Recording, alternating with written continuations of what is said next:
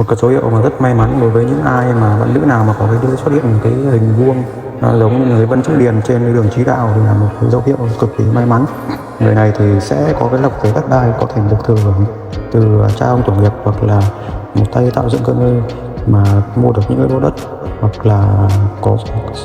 một trong tay một cái tài sản lớn.